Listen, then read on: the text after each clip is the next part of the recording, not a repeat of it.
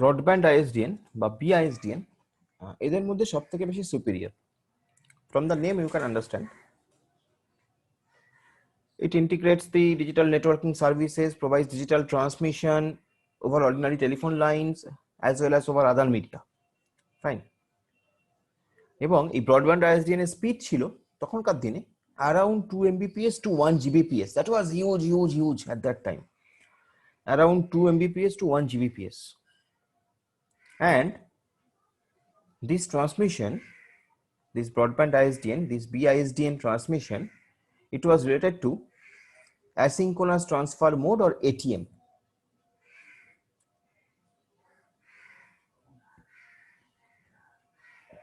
And this broadband ISDN, this communication is usually made using the fiber optic cable. So that is why the speed was possible to achieve.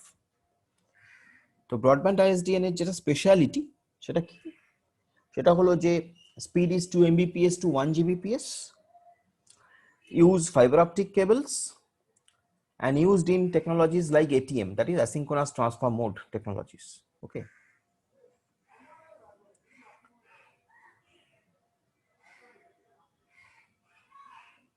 So that was the speciality of BISDN, you can say. So that was the types actually. These are the types of ISDN: BRI, PRI, narrow ISDN, broadband ISDN. Narrow ISDN for normal home user, broadband ISDN for normal home user or small organizations. Or you can say broadband ISDN was for huge organizations. Fine. Now the advantages of ISDN you can understood. I don't have to tell it specifically, I mean separately. Advantages of ISDN আমরা তখন দেখে নিলাম যে as the services are digital, so there is less chance of errors, first of all. Next, connection is faster, bandwidth is higher, and voice, data, video, all of these can be sent over a single ISDN line. So that was the speciality of ISDN. It was the service is digital service, due to which less chance of error is less over there. Okay, error is less over there. Next is connection is faster, bandwidth is higher, এবং we can transmit voice, data, video, all the things over a single ISDN line. So like all advantages, there are some disadvantages. So if question asked what are the disadvantages of ISDN, disadvantages of ISDN is that first of all, you can understand, I think you can guess, at that time if I have to achieve 1 Gbps speed through fiber optic cable, you can understand how much cost it will be. So the disadvantage of ISDN is what is it was costlier, as because required special digital services. But the thing is that যেহেতু the speed, level of accuracy, it was so good যে আমরা কস্টটাকে bypass করতে পারতাম, কস্টটাকে আমরা overcome করতে পারতাম বা কস্টটাকে আমরা জাস্টিফাই করতে পারতাম। So that is about ISDN, that you have to know. তো আইএসডিএন সম্পর্কে তোমাকে এইটুকু জানলেই হবে, যেটুকু আমি বললাম আগের ক্লাসে এবং এখন মিলিয়ে। আইএসডিএন এর টাইপস গুলো ভালো করে জানবে, দু ধরনের চ্যানেল থাকে, সেই চ্যানেলগুলো সম্পর্কে ভালো করে জানবে, বি চ্যানেল এবং ডি চ্যানেল, বেয়ারার চ্যানেল এবং ডেল্টা চ্যানেল। টাইপস গুলোর মোটামুটি কত স্পিড এবং কি অ্যাডভান্টেজ ডিসঅ্যাডভান্টেজ যেগুলো নিয়ে আমরা আলোচনা করলাম সেগুলো, এবং as a whole what is ISDN, what are the advantages, all that. So that is all for the ISDN. Okay, now I will shift to another topic, which is again a very important topic to understand, because এটার উপরই আমাদের networking অনেকাংশে দাঁড়িয়ে আছে। আমরা দুটো protocol নিয়ে আলোচনা করার চেষ্টা করব এখানে। একটা হলো transmission control protocol or TCP, এবং আরেকটা হলো user datagram protocol or UDP. That is our second topic, today's second topic. আমাদের প্রথম টপিক ছিল ISDN নিয়ে আমরা আলোচনা করলাম। আমাদের সেকেন্ড টপিক হচ্ছে এটা আজকের, that is transmission control protocol and UDP, user datagram protocol. Now you can understand, you know already that what is protocol. It's a set of rules, standard rules. By maintaining those rules our data communication happens. Now আমি যখন TCP কে choose করলাম, টিসিপির সঙ্গে কেন আমি UDP কে choose করলাম, যে আমি দুটোকে একসঙ্গেই বলবো তোমাদেরকে, তার কারণ হলো তুমি যদি ওএসআই লেয়ারে দেখো, তোমার ওএসআই লেয়ারে কটা লেয়ার আছে? 7টা লেয়ার আছে। সেই 7টা লেয়ারের মধ্যে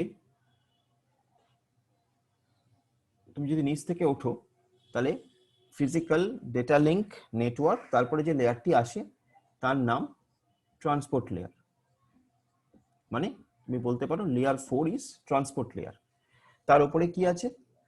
সেশন, প্রেজেন্টেশন এবং অ্যাপ্লিকেশন। রাইট?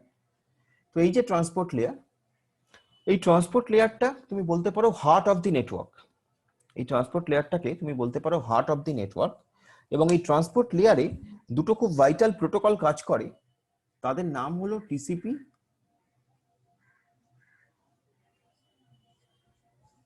এবং ইউডিপি। এই দুটো ভাইটাল প্রোটোকল কাজ করে এই ট্রান্সপোর্ট লেয়ারে। এদের মধ্যে TCP, this protocol is very reliable and provides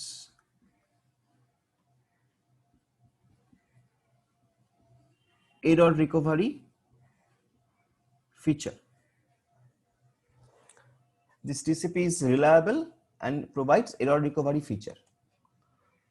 Not only that, this TCP, this protocol, it is a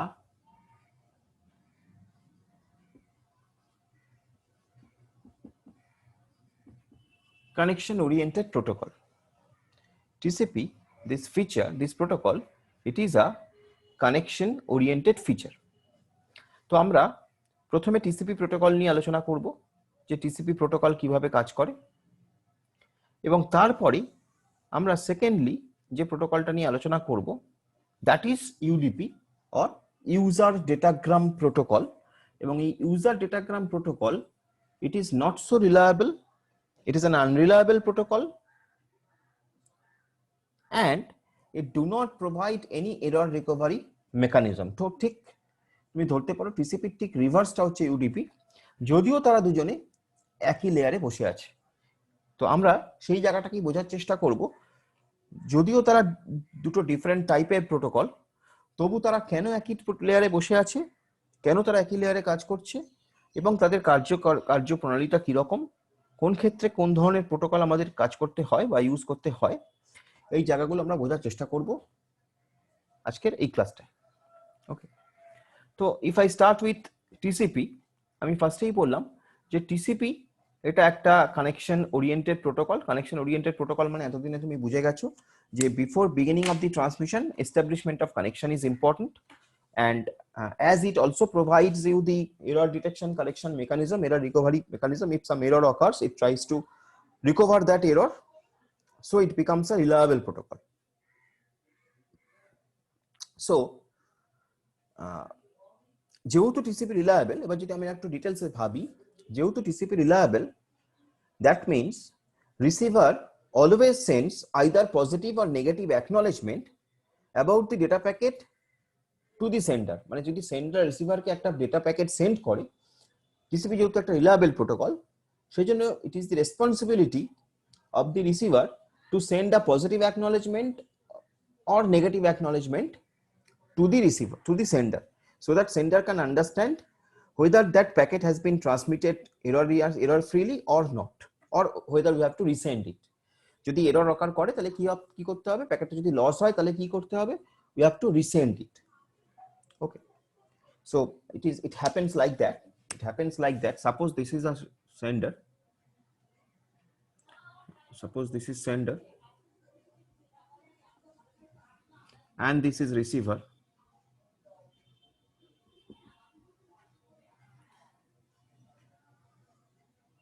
So sender is sending and receiver is receiving. If this is the timeline, this is the timeline, and sender suppose sending, suppose sender is sending frame 0. So upon receiving that frame 0, it is the responsibility of the receiver to send the acknowledgement. Okay, if this happens, it is fine. এবং এই যে কতক্ষণে অ্যাকনলেজমেন্টটা আসবে সেন্ডারের কাছে রিসিভারকে data পাঠানোর পর, that has a time limit, okay. যদি এই টাইম লিমিটের মধ্যে রিসিভারের থেকে ডেটাটা চলে আসে সেন্ডারের কাছে, it is fine, there is no problem. If it is not so, if the situation is that যে ডেটাটা আসেনি, অ্যাকনলেজমেন্টটা আসেনি, সাপোজ এই অ্যাকনলেজমেন্টটা আসেনি, ঠিক আছে, এই অ্যাকনলেজমেন্টটা আসেনি, এবং সেন্ডার কি করেছে, অ্যাকনলেজমেন্ট পাওয়ার জন্য যে প্রি স্পেসিফাইড টাইমটা দেওয়া আছে সেই টাইমটা ওয়েট করেছে, তার মধ্যেও অ্যাকনলেজমেন্ট আসেনি রিসিভার থেকে, sender will think that receiver has not received the data, sender will resend the data again, same F0, sender will resend.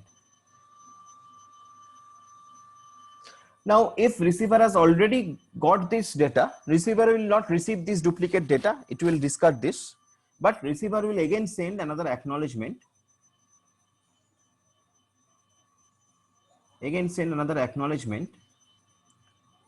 to indicate sender that okay, I have got the data, you send the next one. So in that way it works,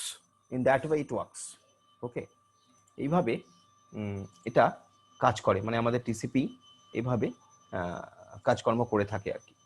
আচ্ছা,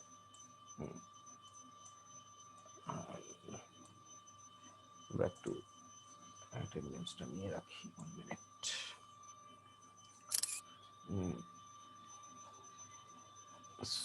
So that is the scenario. So that's why I can say TCP is a reliable protocol. TCP ensures that data reaches intended destination in the same order it was sent. বুঝতেই পারছো ভাবে।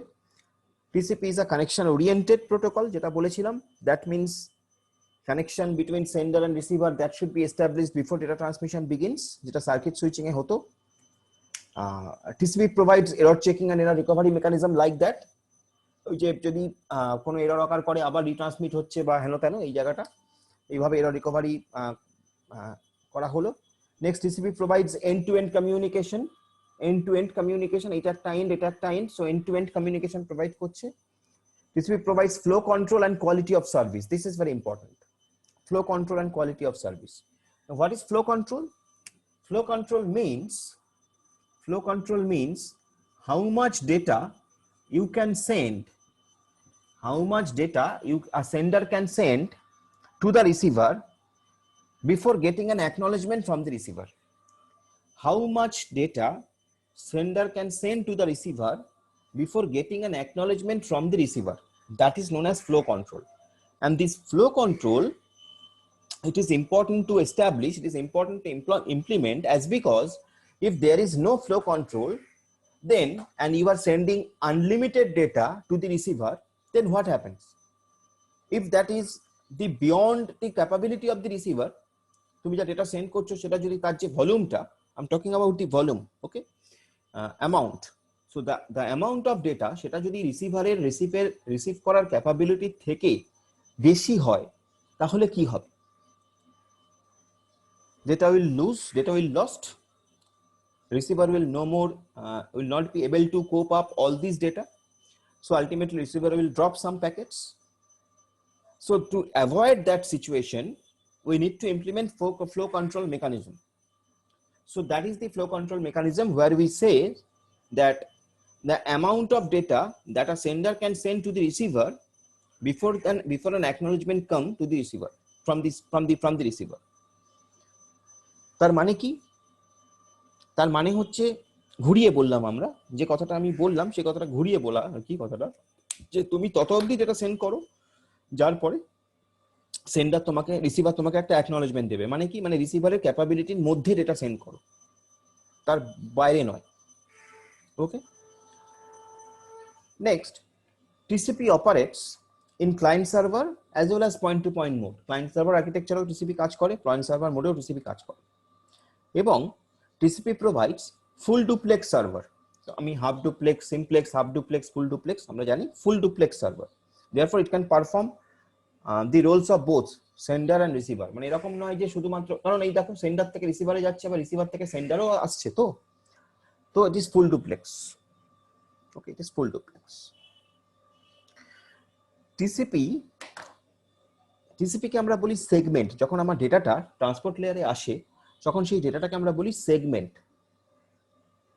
মানে আমার যেটা হয় সেটা হচ্ছে, ডেটাটা যখন লেয়ার টু লেয়ার, ধরো অ্যাপ্লিকেশন লেয়ার থেকে স্টার্ট হয়েছে তোমার ডেটাটা, তুমি সেন্ডার, তুমি যদি সেন্ডার হও, তুমি কোথায় বসে আছো? অ্যাপ্লিকেশন লেয়ারে বসে আছো। Right now where I am sitting, application layer, where you are sitting, application layer. তো আমার ডেটাটা, আমি যে কথাগুলো বলছি বা আমার যে ভিডিওটা হোয়াট এভার, এটা তো ডিজিটাল মাধ্যমে তোমার কাছে পৌঁছচ্ছে। তাহলে রাইট নাও আমি বসে আছি অ্যাপ্লিকেশন লেয়ারে, as because I am using some application softwares. Fine, I am using application softwares, like right now what software we are using. তো সেখানে আমি অ্যাপ্লিকেশন সফটওয়্যার থেকে আমার ডেটাটা যখন গ্র্যাজুয়ালি ডাউনওয়ার্ডসে যাচ্ছে, মানে অ্যাপ্লিকেশন লেয়ারের ঠিক তলায় আছে প্রেজেন্টেশন লেয়ার। তুমি নিশ্চয়ই ওএসআই লেয়ারগুলো জানো, physical, data link, network, transport, session, presentation and application. Okay, তো আমার ডেটাটা যখন অ্যাপ্লিকেশন থেকে প্রেজেন্টেশনের দিকে যাচ্ছে, তখন কিছু অ্যাডেড ইনফরমেশন সেখানে অ্যাড হচ্ছে। কারণ কি, কারণ প্রেজেন্টেশন লেয়ারের যা কাজ, কি কাজ? প্রেজেন্টেশন লেয়ারের কাজ হচ্ছে ডেটাটাকে প্রেজেন্টেবল করে তোলা to the receiver.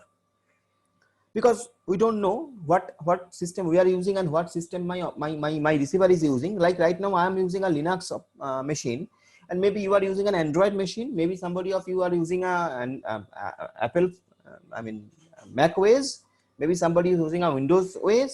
So I don't know, but that one thing is sure, that is the data format is different in different operating systems. So file formats are different, okay, for different operating systems. So we need to convert that file format, because if I want to connect to you, if I want to send some data to you, and if you have to accept that data, then your system should understand that. So to make it understandable to your system, so data conversion is needed, format conversion is needed, sometimes we say protocol conversions are needed. So that happens at the presentation layer. Fine, that happens at the presentation layer. Okay, next is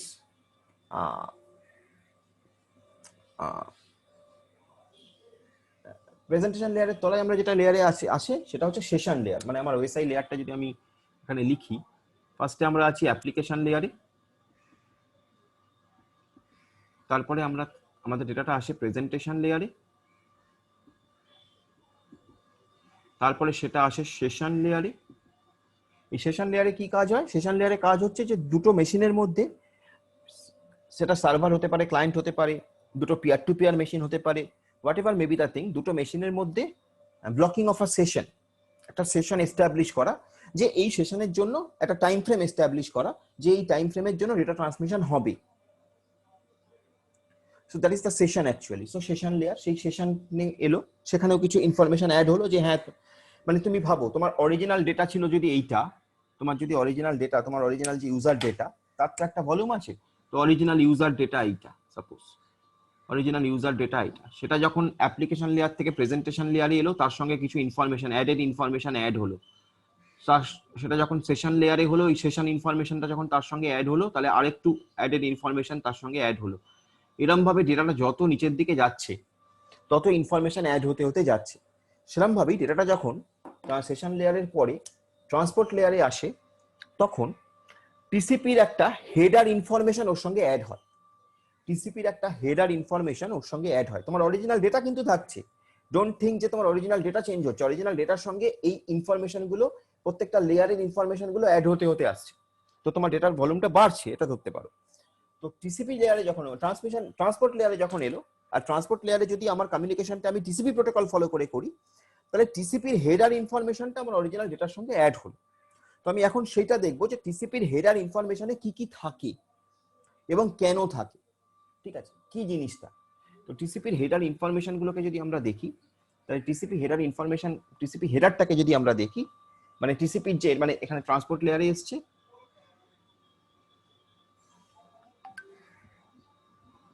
এই transport লেয়ারে যখন এসছে, এই transport লেয়ারে আমার যে ডেটাটা, সেই ডেটাটা এখানে টিসিপি, তোমার টিসিপির হেডার ইনফরমেশনও অ্যাড হয়েছে।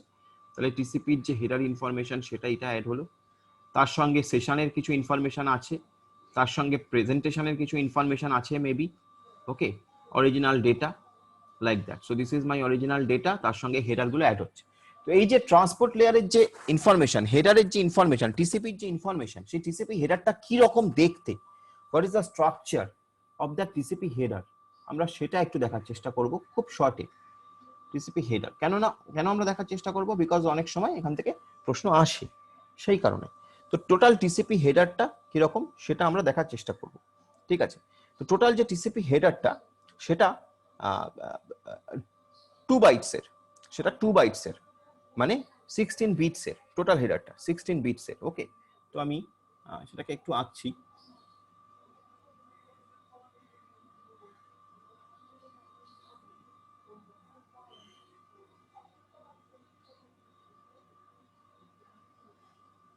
অ্যাট ফার্স্ট এখানে দুটো জিনিস থাকে, তুমি এখানে 8 বিটস ধরো, এখানে 8 বিটস লেন্থ ধরো। এখানে প্রথমে দুটো জিনিস থাকে, একটা হচ্ছে সোর্স পোর্ট অ্যাড্রেস, আর একটা হচ্ছে destination port address. Port address কি? পোর্ট অ্যাড্রেস কি? পোর্ট অ্যাড্রেস হচ্ছে application address at your machine, application address at your machine. Like right now, we are using different applications. Like right now, we are using different application, different types of application. Like right now, I am using video conferencing software, as well as maybe I'm using a database management software. Now, suppose I'm using this video conferencing software এবং database management software, যে database management softwareটা হয়তো আমি client server mode আমি connected, মানে আমার server এক জায়গায় আছে, আমি এক জায়গায় আছি ক্লায়েন্ট হিসেবে, এবং আমি আমার এই মেশিনটা থেকে দুটো কাজ করছি, একটা ভিডিও কনফারেন্সিং করছি, আর একটা হচ্ছে ওই টিসিপি ওই ডেটাবেস ম্যানেজমেন্ট সফটওয়্যার ক্লায়েন্টে আমি সার্ভারে আমি লগ ইন করেছি এবং আমি তার সঙ্গে কাজ করছি। ঘটনা হচ্ছে তোমার সিস্টেম কি করে বুঝবে যে কোন ডেটাটা কোন জায়গায় যাবে, বা তোমার সিস্টেমে যখন ডেটা আসবে সেই ডেটাটা কি করে বুঝবে যে তাকে কোন জায়গায় যেতে হবে, তাকে কি ভিডিও কনফারেন্সিং সফটওয়্যারটাই যেতে হবে নাকি তাকে ওরাকেলের ডেটাবেস ম্যানেজমেন্ট সিস্টেমের সফটওয়্যারটাই যেতে হবে। তো এইটাকে বোঝার জন্য প্রত্যেকটা অ্যাপ্লিকেশনের একটা করে স্পেসিফিক পোর্ট নাম্বার থাকে, যেটাকে আমরা বলি অ্যাপ্লিকেশন নাম্বার, পোর্ট নাম্বার থাকে। মানে দেখো, যখন আমি কমিউনিকেট করছি আমার মেশিনের আইপি অ্যাড্রেস বলো, ম্যাক অ্যাড্রেস বলো, ওটা তো সেম, দুটো অ্যাপ্লিকেশনের ক্ষেত্রেই ওটা same IP address, MAC address. ডিফারেন্সিয়েটটা তাহলে কোথায় হবে? দুটো অ্যাপ্লিকেশনের মধ্যে পোর্ট অ্যাড্রেস দিয়ে হবে, বিকজ পোর্ট অ্যাড্রেসটা হচ্ছে অ্যাপ্লিকেশন স্পেসিফিক, কোন অ্যাপ্লিকেশনটার জন্য কোন পোর্ট, এবং এটা মোটামুটি বাই ডিফল্ট থাকে, ডিফল্ট পোর্ট থাকে। তুমি যখনই ওরাকেল ইনস্টল করবে তোমার সিস্টেমে, তুমি তখন দেখবে ওরাকেল একটা ডিফল্ট পোর্ট নাই। তুমি যদি কখনো পিএইচপি মাইএসকিউএল ইনস্টল করো, সেখানে একটা দেখবে ডিফল্ট পোর্ট লাগে, হ্যাঁ না, এগুলো সব ডিফল্ট পোর্ট লাগে। অনেক সময় পোর্ট কনফ্লিক্ট হয়, সেক্ষেত্রে পোর্ট চেঞ্জ করতে হয়। তো এই পোর্টটার কিছুই নয়, পোর্ট নাম্বারটার কিছুই নয়, বেসিক্যালি অ্যাপ্লিকেশন নাম্বার, কোথা দিয়ে কমিউনিকেশন হবে, ঠিক আছে। সো সেরকমই আমার কোন পোর্ট নাম্বার থেকে আসছে ডেটাটা, কোন পোর্টে যাবে ডেটাটা, কোন পোর্ট নাম্বারে যাবে, এটা একটা। নেক্সট হচ্ছে সিকোয়েন্স নাম্বার। আচ্ছা, এই যে এটা 8 বিট করে থাকে, বুঝতেই পারছো। নেক্সট হচ্ছে সিকোয়েন্স নাম্বার। সিকোয়েন্স নাম্বারটা খুব ইম্পর্টেন্ট। আমরা যখন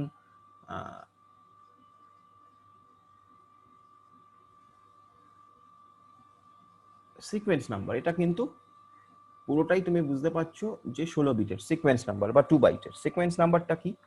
সিকোয়েন্স নাম্বার হচ্ছে sequence number of data bytes of a segment in a session, মানে কত নম্বর সিকোয়েন্সের ডেটা আসছে, ডেটা সেগমেন্ট যাচ্ছে। আমি ওই বললাম টিসিপিতে যখনই আমার ডেটাটা চলে এলো ট্রান্সপোর্ট লেয়ারে, তখন কিন্তু এটা হয়ে গেল সেগমেন্ট, আমরা বলি টিসিপি সেগমেন্ট, ঠিক আছে। প্রত্যেকটা লেয়ারে ডেটাগুলোর একটা করে নাম আছে, ডেটাগুলো একই ডেটা পরপর আসছে, একটা করে নাম কনভার্ট হতে থাকছে। টিসিপি ট্রান্সপোর্ট লেয়ারে ডেটাটার নাম হচ্ছে সেগমেন্ট, তো সিকোয়েন্স নাম্বার হচ্ছে সেই সেগমেন্টের কত নম্বর সিকোয়েন্স সেটা বলছে। নেক্সট আসছে অ্যাকনলেজমেন্ট নাম্বার। ওই যে বলেছিলাম ডেটা পাঠানোর পরে অ্যাকনলেজমেন্ট আসে, সেই অ্যাকনলেজমেন্ট নাম্বার। ওকে, তো নেক্সট হচ্ছে অ্যাকনলেজমেন্ট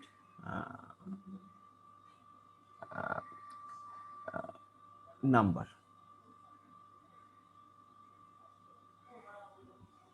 এটাও ওই 16 বিটের। ঠিক আছে, অ্যাকনলেজমেন্ট নাম্বারটাও 16 বিটের। ঠিক আছে, নেক্সট কি, নেক্সট এখানে আরো কিছু ইনফরমেশন থাকে। কি ইনফরমেশন? এখানে থাকে ডেটা অফসেট, এখানে থাকে কিছু রিজার্ভড বিট, এখানে থাকে কিছু ফ্ল্যাগস, আর এখানে থাকে window size. Very important to understand. তো আমি আগে লিখি।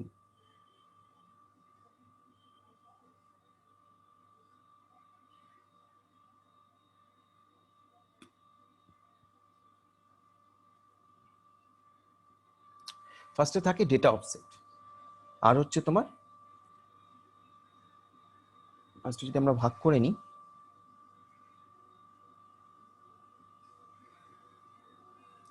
এখানে আমরা বলবো data offset. What is data offset আমি আসছি, আমি বলবো ডেটা অফসেটের কাজটা কি আমি বলবো, কিন্তু ডেটা অফসেট এখানে থাকে রিজার্ভড। ওকে, রিজার্ভড, এটা লিখলাম আমি রিজার্ভড।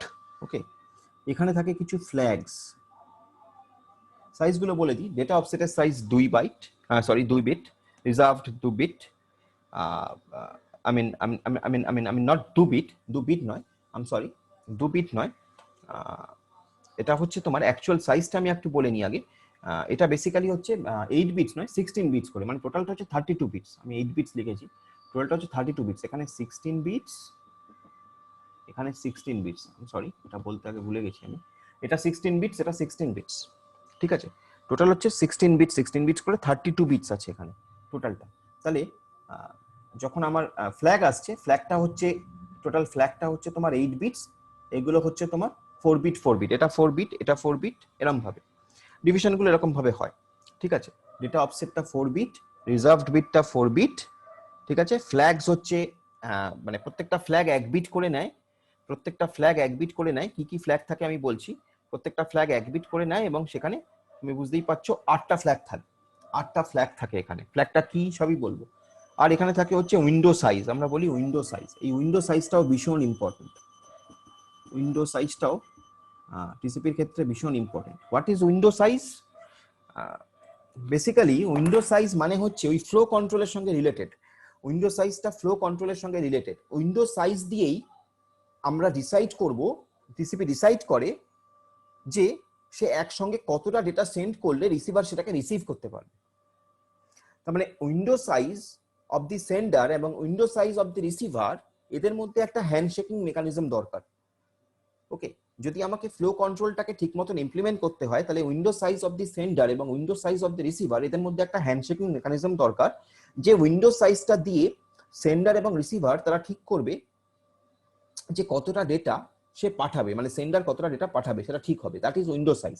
এর সাইজটা হচ্ছে 16 বিট। টোটাল হচ্ছে source port 16 bit, destination port 16 bit, sequence number total 32 bit, acknowledgement number 32 bits, data offset যেটা বলেছি সেটা হচ্ছে 2 bits, reserve 2 bits, flags 8 bits, sorry 2 bits না 4 বিটস, 4 বিটস, ফ্ল্যাগ 8 বিটস, এটা 4, এটা 4, reserve data offset 4 bit, reserve 4 bit, flags হচ্ছে 8 bits, window size হচ্ছে again 16 bits. Okay, window size again 16 bits. Next তার সঙ্গে কি আসছে? উইন্ডো সাইজের পর তার তলায় কি আসছে? তার তলায় আরো কিছু ইনফরমেশন আসছে। কারণ তোমার মনে আছে আমি বলেছিলাম যে টিসিপি কিন্তু এরর রিকভারি মেকানিজম সেটাকে ও ইমপ্লিমেন্ট করে। তাহলে সেই কারণে এখানে আরেকটা জিনিস দরকার, সেটা হলো চেকসাম। চেকসাম একটা মেথড যেটা থ্রু দিয়ে আমরা এররকে রিকভার করতে পারি বা এরর ডিটেকশন করতে পারি। যদি কোনো এরর অকার করে থাকে সেই এররকে ডিটেক্ট করতে পারি চেকসাম মেথড দিয়ে। ঠিক আছে, এগুলো আগে তোমাদের সিলেবাসে ছিল, এখন বাদ হয়ে গেছে সিলেবাস থেকে। যাই হোক, নেক্সট হচ্ছে আরেকটা বিট যেটার নাম হচ্ছে আর্জেন্ট বিট। এটা আর্জেন্ট বলে একটা ফিল্ড থাকে। এবং ফাইনালি এগুলোই মেন, এই অবধি টিসিপি হেডারের মেন ইনফরমেশন। তুমি বুঝতেই পারছো, তার মানে টিসিপি হেডার মানে আর কিছুই নয়, টিসিপি রিলেটেড সমস্ত ইনফরমেশনকেও ক্যারি করছে। অ্যান্ড ফাইনালি এখানে আরেকটা পার্ট থাকে যার নাম হচ্ছে options. Okay, options. So this is the structure, this is the basic structure of the TCP header.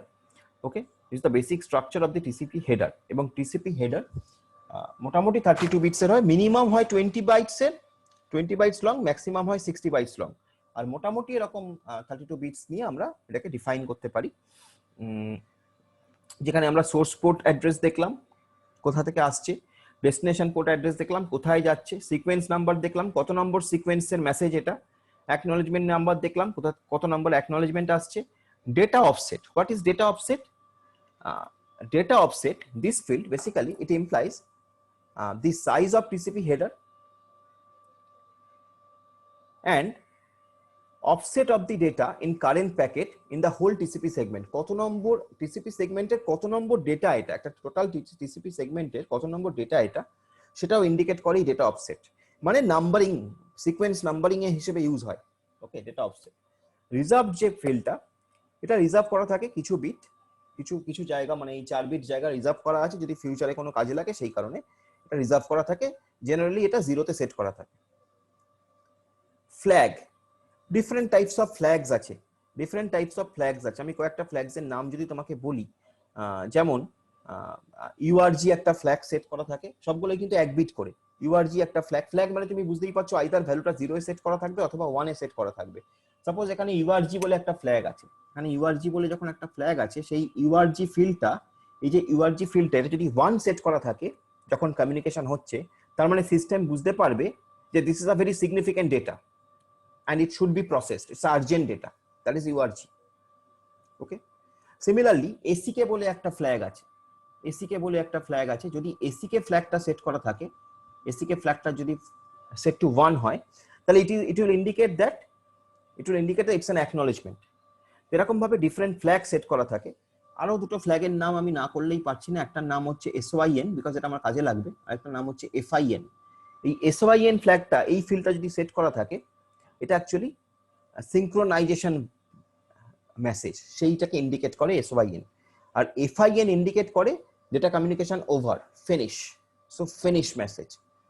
ঠিক আছে, এটা আমরা যখন TCP কানেকশন এস্টাবলিশমেন্ট এবং কানেকশন রিলিজ মেকানিজম দেখব, তখন আমরা এই সিন এবং ফিন, এই দুটো ফ্ল্যাগের কাজ দেখব। তো সিনটা কি করছে, সিন যদি ফ্ল্যাগটা সেট করা থাকে, so it is indicating that it's a synchronization message. FIN ফ্ল্যাগটা যদি এখানে সেট করা থাকে, তাহলে এটা হচ্ছে একটা, এটা ফিনিশ, ডেটা কমিউনিকেশন ডান। ওকে, দেন উইন্ডো সাইজ, যেটা বললাম, উইন্ডো সাইজ ইউজ হচ্ছে ফ্লো কন্ট্রোলকে ইমপ্লিমেন্ট করার জন্য, চেক সাম, এরর রিকভারির জন্য ইউজ হচ্ছে। আর্জেন্ট পয়েন্টার যদি সেট করা থাকে, তাহলে বুঝতেই পারছো যে এটা একটা ডেটা, সেই হিসেবে প্রসেস করতে হবে। আর অপশনসটার কিছুই নয়, একটা প্যাডেড ফিল্ড অ্যাকচুয়ালি। মানে কি, ধরা যাক যে তোমার টোটালটা, ওই বললাম না, টোটাল তো একটা সাইজ থাকে, একটা তো স্পেসিফিক সাইজ আছে একটা টিসিপি সেগমেন্টের, সেই সাইজের থেকে যদি কোনো কারণে ডেটাটা ছোট হয়, কম ডেটা থাকে হেন তেন, তখন এই টিসিপি হেডারের এই অপশনস পার্টটা দিয়ে সেই জায়গাটাকে ভরাট করা হয়। তো it facilitates additional options which are not covered by the regular header.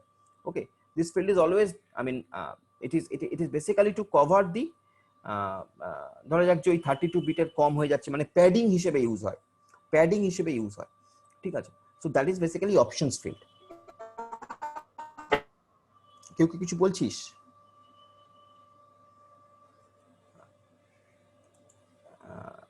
কেউ কিছু বলছিস কি? আমি শুনতে পেলাম না। তো বেসিক্যালি এইটা হচ্ছে টিসিপি হেডারের স্ট্রাকচার, এটা হচ্ছে টিসিপি হেডারের স্ট্রাকচার। এই স্ট্রাকচারটা খুব ইম্পর্টেন্ট, কোন ফিল্টার কি মানে খুব ইম্পর্টেন্ট, যেটা আমি বললাম যে কোন ফিল্টার কি মানে, that is very important, that is TCP, এটা হচ্ছে টিসিপি স্ট্রাকচার। এবার